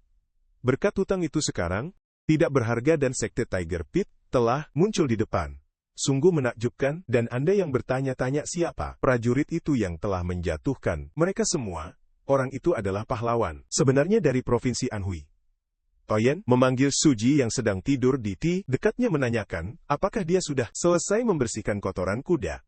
Suji bangun dan Tuyen datang memperhatikan raut wajahnya, dan menanyakan apakah dia punya masalah. Suji mengira itu menyakitkan. Dia mempertimbangkan untuk memamerkan token emasnya, tetapi memutuskan untuk tidak lebih memilih untuk tetap rendah sampai semuanya diselesaikan dengan klan Zhou. Tuyen berteriak bahwa dia sudah cukup dari Suji dan akan menjadi orang yang mendengarkannya untuk perubahan. Saat itu seseorang memanggil mereka berdua. Perhatian Tuyen ditangkap oleh suara itu. Orang itu mendekat dan mengatakan bahwa dia tidak boleh memilih pria baru dan mereka terlalu akrab dengan tradisi, tapi rekrutan baru pantas mendapat pertimbangan. Aiko yang bertanya, apakah semuanya baik-baik saja? Tuyan menjawab mengatakan, itu tidak seperti itu. Suji tidak akan mendengarkan apapun yang dia katakan. Dia menjelaskan, Aiko tersenyum mengomentari bahwa Suji masih hanya seorang anak. Ini mungkin pertama kalinya dia melakukan pekerjaan semacam ini. Jadi mereka harus bersabar dan mengajarinya. Dia menyarankan Tuyan menjawab bahwa Suji hanyalah beberapa drifter dan akan segera pergi. Teku dengan lembut tidak setuju dengan mengatakan itu. Orang lain percaya, bahkan kuas lengan adalah tanda nasib. Itulah mengapa kita perlu menghargai setiap koneksi. Hidup tidak dapat diprediksi. Dia menambahkan. Suji mendengar percakapan. Diingatkan tentang masa ketika aku bertindak seperti anak laki-laki. Di masa lalu dia memberitahunya. Mungkin kita akan bertemu lagi di beberapa tempat yang tahu.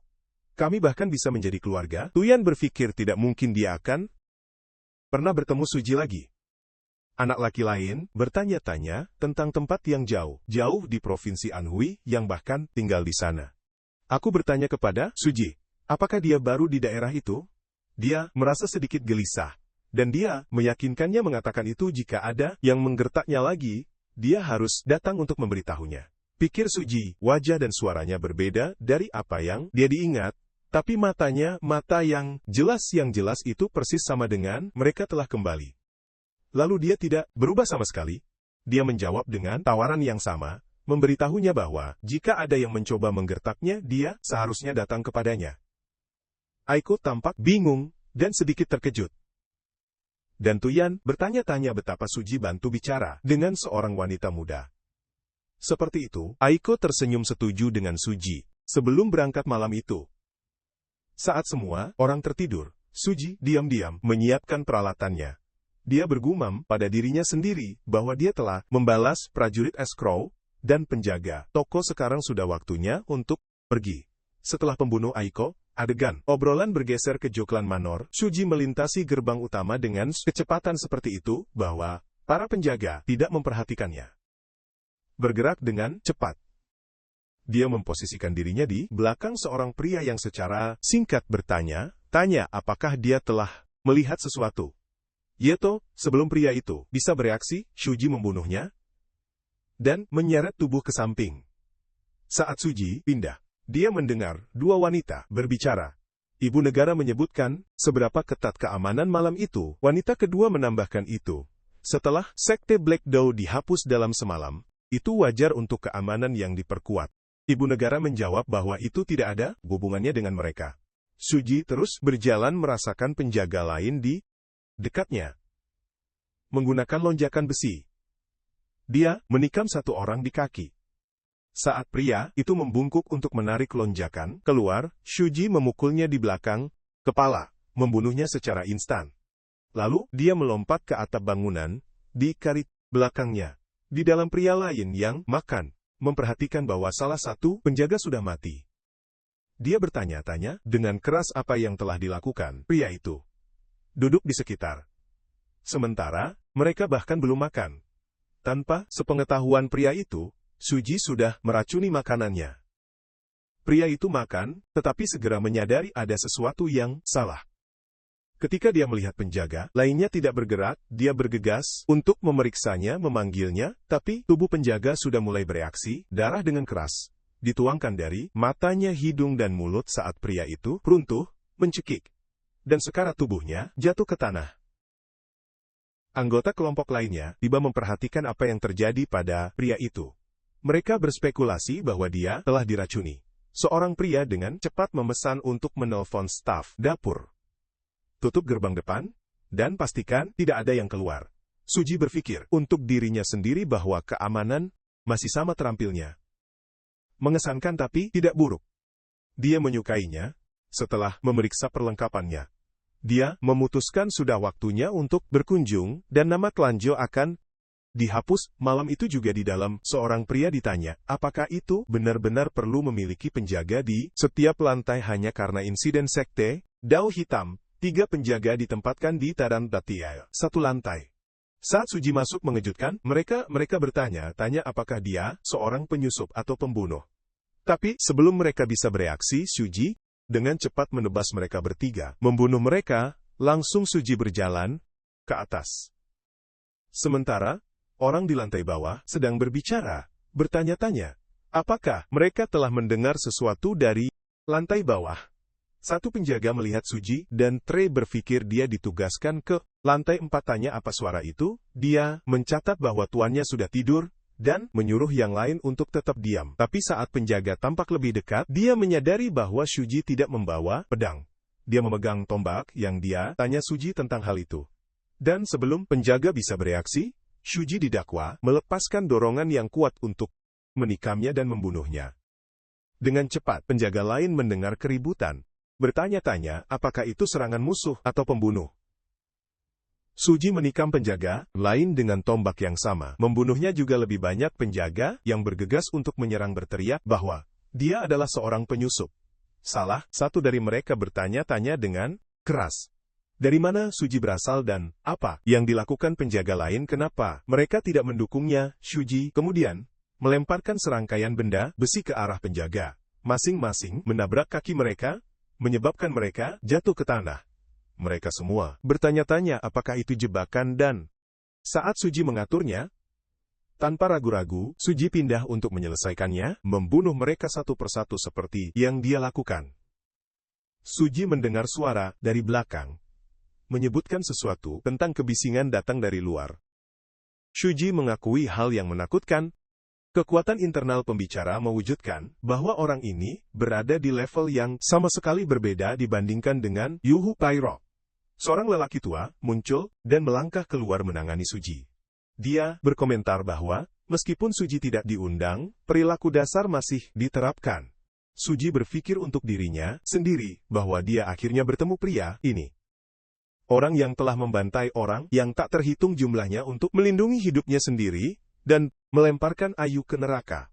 Pria itu bertanya, apa yang telah membawa Suji ke sana pada jam yang begitu terlambat. Shuji mengenalinya. Pikirkan bahwa ini pasti pemimpin klan Zhou. Manor Zayushi, Suji memanggil nama Yushi, dan bertanya apakah itu benar-benar dia. Yushi memperingatkannya untuk mengawasi lidahnya dan bertanya dari mana asalnya. Dia mencatat bahwa Suji sepertinya bukan milik sekte yang benar. Lembah partisi, atau jalan masyarakat supremasi. Mungkin dia dari luar pasir hitam. Dia berspekulasi. Suji mengerti bahwa pikiran Yushi biasanya terpelintir, namun fokus ini tidak akan menjadi pertarungan yang mudah baginya. Suji kemudian menyebutkan sekte Tiger Pit. Yushi bertanya dengan keras, apakah Shuji telah dibesarkan oleh Master of the Tiger Pit, tapi dengan cepat menganggap ide itu tidak bisa dipercaya.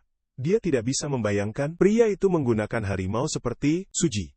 Dia menanyakan itu koneksi apa yang dia miliki dengan sekte Tiger Pit. Shuji dengan santai menjawab bahwa dia adalah seorang tamu, seorang prajurit, belayan, atau mungkin lebih seperti tangan yang stabil. Yushi mengangkat alis, mempertanyakan apakah Suji pernah memberikan sesuatu secara gratis. Di mana dia berasal? Dia telah melemparkan dirinya ke sarang singa. Dan cara yang tepat adalah membunuhnya tanpa sepatah kata pun. Dengan itu dia menggambar pedangnya. Bertanya Suji, apakah dia setuju dengan penilaian itu? Suji berpikir untuk dirinya sendiri. Pertemuan itu Yushi Alive terasa nyata. Sepanjang hidupnya yang panjang, Yushi telah hidup dengan damai. Aku terpaksa menelan kebenciannya, tidak pernah bisa membalas dendam dengan tangannya sendiri. Tapi sekarang hidup telah berubah. Dan Suji akan menjadi orang yang membalas dendam untuk aku. Suji menyerang dengan tombaknya. Berselisihan melawan pedang Yushi. Yushi merasakan sesuatu, dan tersandung kembali, menanyakan apakah Shuji menggunakan sihir. Dia mempertanyakan mengapa dia bisa merasakan klan Zhu. Energi internal dari Shuji. Shuji fokus memanggil roh-roh di sekelilingnya. Dia berpikir untuk dirinya sendiri bahwa gelar rohnya berada di level ke-9 dari tahap perbandingan menempatkannya setara dengan Yushi Master kelas atas. Tapi faktor penentu dalam pertarungan ini akan menjadi perbedaan dalam pengalaman mereka. Seorang pria yang menjalani kehidupan keduanya versus pejuang berpengalaman Yushi dengan cepat pulih di Shuji, tapi dengan ahli menghindari setiap serangan. Kemudian Suji bergegas ke depan untuk menyerang. Tapi Yushi memblokirnya, mengomentari bahwa langkahi tidak buruk. Namun dia membuatnya jelas bahwa itu tidak akan cukup untuk mengalahkannya. Yushi mendorongnya ke belakang, merenungkan apa yang akan dilakukan lawannya selanjutnya. Dia menyadari bahwa Suji akan bermasalah jika semburan api menghantam matanya, sama seperti dia memikirkan ini. Semburan api menghantam mata Shuji. Tapi Shuji tidak terpengaruh. Menerjang Yushi dengan tombaknya. Ada potongan di leher Yushi dan pemogokan Suji lebih menakutkan dari yang diantisipasi Yushi. Kepala Yushi hampir terbang. Tapi itu juga sesaat dekat untuk jatuh ke tubuh Shuji. Dengan bagian dalamnya, nyaris tidak bersatu. Shuji mengakui bahwa serangan Yushi memiliki jangkauan yang lebih panjang dan merupakan pergerakan veteran berpengalaman. Dia tahu menemukan pembukaan untuk menang tidak akan mudah. Berpikir dengan cepat, Shuji meluncurkan rentetan senjata jarak jauh menuju Yushi. Yushi dengan cepat menghindari rentetan senjata jarak jauh, menyadari bahwa Shuji juga terampil dengan mereka. Sementara itu, Shuji melempar tulang ke Yushi. Tapi dia dengan mudah menghindarinya. Yushi berkomentar bahwa keuletan sangat mengesankan, dan dia sekarang benar-benar ingin tahu tentang individu yang eksentrik yang telah membesarkannya. Dia menambahkan bahwa jika Shuji menyerah sekarang, dia akan menjadikannya salah satu pengikutnya. Shuji sensor Yushi itu sudah mempersiapkan langkah selanjutnya di balik kata-kata yang dia saksikan ketika Yushi menghantam lantai dan kemudian bergegas ke arahnya. Suji mencoba memblokir serangan itu, tapi kakinya dipukul oleh mayat di dekatnya, menyebabkan dia tersandung dan merasakan dampaknya. Yushi memanfaatkan momen itu, menusuk pedangnya ke dada Suji. Dia percaya itu sudah berakhir, tetapi mengejutkannya, Suji tidak berteriak kesakitan. Yushi berkomentar bahwa Suji benar-benar memiliki nyali, sebuah dunia yang terpisah dari putranya yang bodoh. Dia mengingatkan kembali pada putranya yang telah terbaring di tempat tidur. Bahkan dari potongan kecil di jarinya, Yushi merenungkan bahwa putranya membutuhkan istri yang kuat. Karena dia tidak tahu berapa tahun lagi yang dia tinggalkan, dia hanya ingin melihat wajah cucunya. Sebelum terlambat, Suji masih dalam panasnya pertempuran. Venuetanya awenositri iksatato, Yushi. Jika dia benar-benar tidak tahu berapa tahun dia pergi. Yushi terkejut, menyadari bahwa pedangnya tidak bergerak dengan benar. Tidak peduli seberapa kuat cengkeramannya memegang pedang. Sedemikian rupa, dia segera mengerti bahwa Suji telah menghentikan pisau dengan kekuatannya sendiri, dan dia tidak bisa mempercayai kegilaannya. Suji menyadari bahwa momen ini telah direncanakan. Sejak awal dia sengaja mengekspos titik lemah untuk umpan Yushi agar menyerang.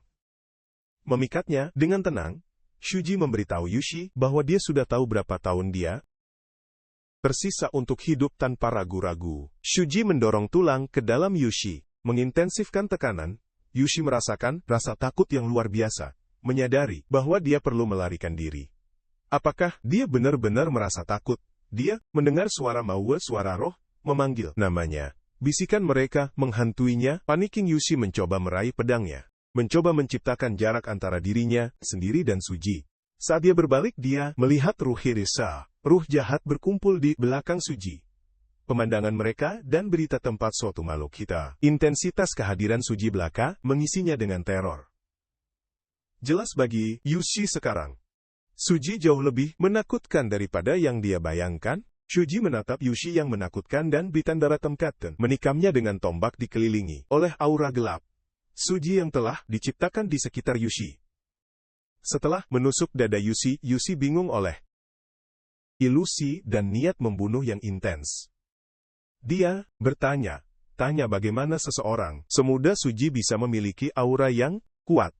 Suji tersenyum dan berkomentar, tuh, meskipun Yushi mungkin mengalami banyak pertempuran, sepanjang umur panjangnya mereka tidak lebih dari duel terstruktur dan pertandingan perdebatan. Dia melanjutkan menusuk Yushi lebih brutal, menjelaskan bahwa pertempuran di antara prajurit kaki dan perang Yushi telah diseret. Melibatkan pembantaian brutal dibandingkan dengan apa yang harus ditanggung Suji untuk bertahan. Hidup adalah permainan anak biasa. Shuji kemudian mendorong Yushi ke belakang dengan kuat. Yushi itu menjatuhkan tombak dari tangannya. Yushi berteriak memohon untuk tidak membunuh putranya. Shuji mengangkat palu menolak permohonan. Itu sebagai hal yang mustahil. Dia membunuh Yushi berkata, itu berarti Yushi tidak akan pernah melihat wajah cucunya. Setelah itu, Suji mengira dia perlu pulih dulu. Dan hantu tampak menunjukkan kepadanya, mengikuti Aromaji menemukan potempat anak Yushi. Guru muda itu bersembunyi. Shuji memecahkan panci menyebabkan tuan muda menjadi ketakutan dan berteriak bantuan, memohon agar tidak mendekat. Suji memikirkan itu karena keinginan orang yang tidak berharga seperti pria itu, yang banyak diderita melalui neraka. Dia meraih rambut pria itu dengan niat mematikan dan mengatakan bahwa sepertinya pria itu masih memiliki energi yang cukup untuk berteriak dengan sangat keras. Suji juga mempertanyakan, apakah pria itu terlahir dalam keluarga kaya dengan uang dan kekuasaan. Sebenarnya percaya dia adalah semacam pahlawan dunia. Jika itu yang dikatakan Shuji, dia akan memastikan untuk menjadikannya bintang pertunjukan yang terdengar menyenangkan. Dia menyatakan bahwa karakter utama untuk malam itu akan menjadi pria, dan kemudian dia membunuhnya. Poster pagi berikutnya muncul di seluruh provinsi NUI. Mereka mengklaim itu karena sekte ortodoks telah bersekutu dengan sekte Dao Hitam untuk mendapatkan keuntungan yang tidak adil. Seseorang telah memberlakukan hukuman atas nama mereka. Untuk para korban, orang-orang bingung tentang apa yang terjadi. apalagi Sekte Dao Hitam, dan Manor Klan Zhao dihapus satu demi satu. Rumor menyebar bahwa Main Hakim sendiri misterius telah muncul dan Tenoa membunuh semua orang kecuali para pelayan. Banyak yang menganggapnya beruntung bahwa monster-monster itu yang bahkan menantang Sekte Tiger Pit telah ditangani. Orang-orang masih bertanya-tanya yang telah mengatur semua acara ini menyadari bahwa baik Youku atau Yushi adalah lawan biasa. Tuyan berkata bahwa dia telah mendengar dari seorang wanita yang bekerja sebagai pelayan di Manor Klan Zhu, bahwa Main Hakim sendiri yang memanggil Zhu nama Yushi 3 kali sebelum membunuhnya. Orang-orang bertanya-tanya, apakah orang itu adalah penuai suram, dan jika demikian, mengapa dia akan memanggil nama Yushi? Huyan menjawab bahwa wanita itu memberitahunya. Yushi sangat ketakutan ketika namanya dipanggil bahwa dia mulai menangis. Bocah itu berkomentar bahwa itu pasti benar-benar menakutkan orang lain.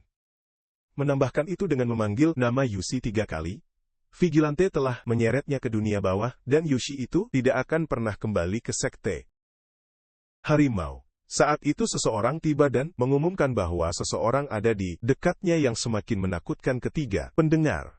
Sementara Aiko mengendarai kudanya, memikirkan bagaimana 3 orang dipanggil ke dunia bawah. Dan bagaimana Main Hakim sendiri yang misterius yang dibicarakan orang telah menghancurkan Sekte Dao Hitam dan Klan Yao.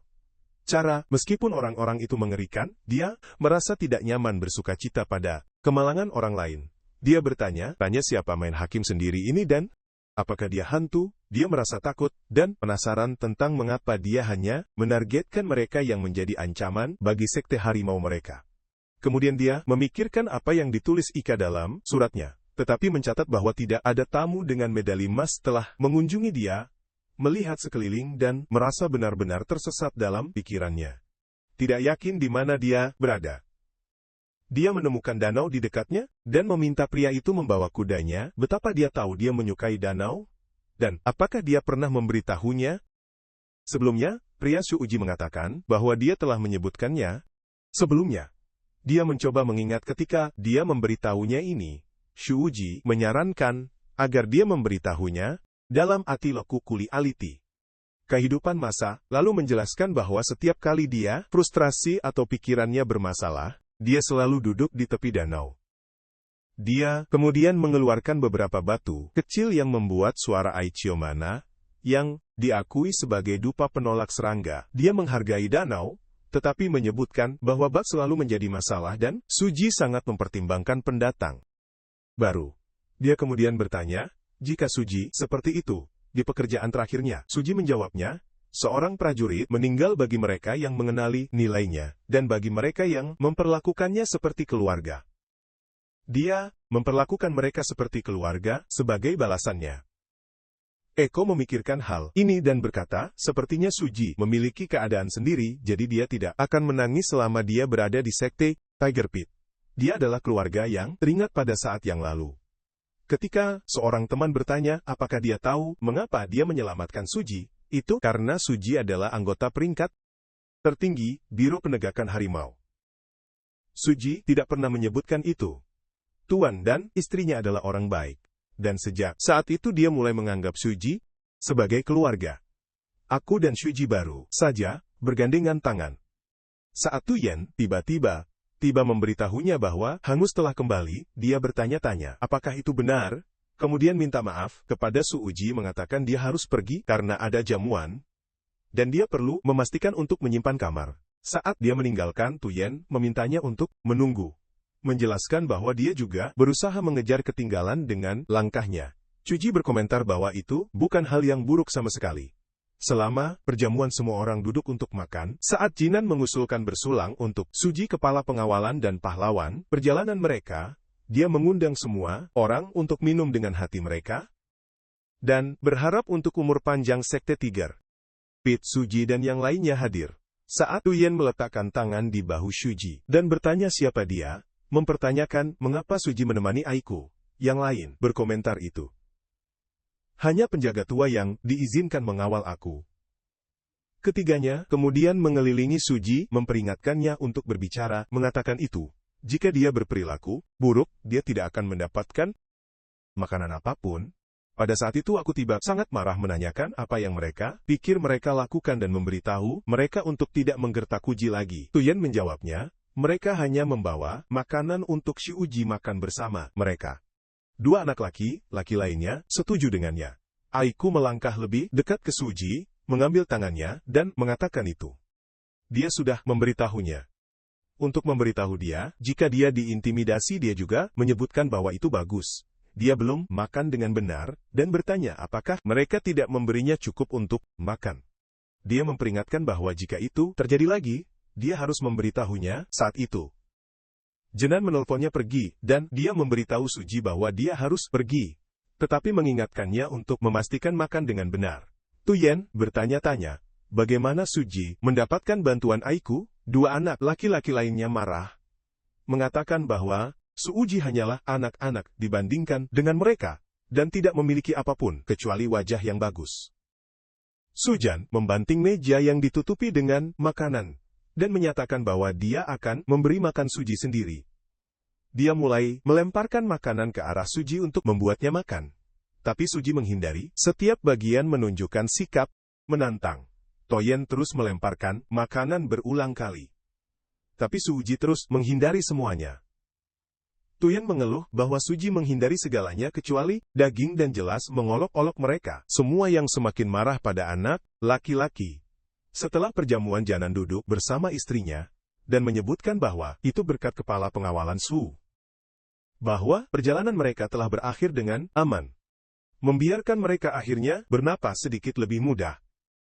Istrinya meyakinkannya tidak perlu khawatir tentang keluarga pengawal yang telah meninggal bersumpah untuk menghormatinya, bahwa dia akan bertanggung jawab penuh untuk mereka. Sampai akhir, wanita yang juga menghadiri jamuan demikian pula bertanya kepada orang lain. Tidak perlu khawatir tentang keluarga pengawal yang hilang mengatakan, dia hanya memenuhi tugasnya. Aku kemudian mendekati memuji wanita itu atas usahanya dan meminta izin untuk menuangkan minumannya. Wanita itu berterima kasih padanya. Aku membesarkan tamu dengan plakat emas, disebutkan dalam surat. Wanita itu mengatakan dia berharap untuk menanyakan hal itu juga, tapi dia belum melihat tamu dimanapun dan bertanya-tanya apakah itu mungkin orang tersebut tidak pernah datang ke sekte Tiger Pit. Iku setuju dengan mengatakan bahwa jika orang tersebut datang, mereka akan disambut sebagai tamu terhormat. Wanita itu menjelaskan bahwa bocah itu adalah tombak menggunakan main hakim sendiri, yang meskipun usianya masih muda telah melepaskan kekuatan yang luar biasa untuk menghapus bandit hutan hijau yang sebenarnya dari sekte Black Dao. Dia menyatakan keinginannya untuk berterima kasih padanya lagi tetapi menyesalkan bahwa dia tidak bisa melakukannya. Dia berpikir begitu. Jika dia bisa merekrut master seperti pengikut, itu tidak hanya akan memperkuat sekte mereka, tapi bawahannya tidak akan pernah mati lagi. Aiku menghiburnya, memberitahunya dia sudah melakukan banyak hal untuk sekte Tiger Pit dan menyarankan mereka menghapus semua penyesalan dan kekhawatiran. Dengan dia mengkredit Aika untuk semuanya, mencatat bagaimana semua orang tersenyum. Aku merasa senang memikirkan bagaimana bawahannya, dan dia telah berjuang untuk melindungi kedamaian semua orang. Kemudian dia memperhatikan ketiga bocah itu mencoba memberi makan Suji dan bertanya-tanya apa yang sedang terjadi. Dia menyadari bahwa anak laki-laki yang duduk di sana adalah si Uji. Tapi dia bertindak seolah-olah dia tidak boleh mengungkapkan rahasianya. Dia terkejut, ingin tahu apa yang dia lakukan di tempat seperti itu. Suji berpikir bahwa ini belum waktunya, dan masih terlalu dini untuk menggunakan emas. Pemandangan plakat. Sampai saat itu dia memutuskan dia harus diam tentang dia. Tuyen dan dua anak laki-laki lainnya kelelahan dari berkeliaran mencoba menemukan Suji yang mendesaknya untuk tetap diam. Akhirnya ketiganya berhasil menangkapnya. Tiba mereka mendengar seorang pria duduk di sebelah Suji, membuat suara berdering dengan tulang dan handuk, menyuruh mereka diam saat dia makan. Tuyen menjadi marah, ingin tahu apa yang salah dengan pria itu dan bersikeras bahwa dia harus berterima kasih kepada sekte jenis mereka master untuk memberikan pesta untuk gelandangan. Seperti dia menyuruh pria itu untuk bergegas, makan, dan pergi. Pria itu menjawab bahwa Tuyen cukup bersemangat dan bahwa dia akan mengajarinya pelajaran. Saat pria itu menyerang Tuyen, Shuji melangkah masuk untuk memblokir pukulan. Tuyan bertanya-tanya tentang apa pria itu bergumam. Pria itu berkomentar bahwa itu mengesankan. Suji telah memperhatikan niatnya begitu cepat. Dan itu dengan gerakan seperti itu, Suji memiliki masa depan yang menjanjikan. Kemudian beralih ke Tuyan. Dia memberitahunya dia harus menghabiskan sisa hidupnya. Berterima kasih kepada anak itu karena dia telah disimpan berkat Suji. Tuyan bertanya-tanya, apa yang salah dengan pria itu? Pria itu berdiri dan memberitahu semua orang bahwa pikirnya, mereka telah mengundangnya ke jamuan makan yang bagus tapi itu memalukan, mereka hanya memiliki sakit dingin. Dia meminta izin untuk menuangkan mereka, masing-masing secangkir sake panas. Menggunakan kekuatannya, dia meletakkan jari aping jarinya di atas meja, menyebabkan minuman mereka memanas. Namun, dia berkomentar bahwa dia tampaknya telah membuat minuman juga hot dan sake halus telah benar-benar menguap. Aika merasakan bahwa kekuatan pria itu sangat besar, mencatat hal itu dengan energi internal. Seperti itu, dia setidaknya telah mencapai puncak kekuatan. Janan kemudian bertanya kepada pria itu siapa dia. Pria itu menjawab bahwa dia bukan seorang biarawan, tetapi telah mengambil ikan kayu dalam perjalanan ke sana. Meskipun sudah terlambat, dia membiarkan dirinya memperkenalkan sebagai uang mengumpulkan iblis, berafiliasi dengan aliansi yang tidak lazim. Dia bilang dia pernah dikenal sebagai staf demon, dan namanya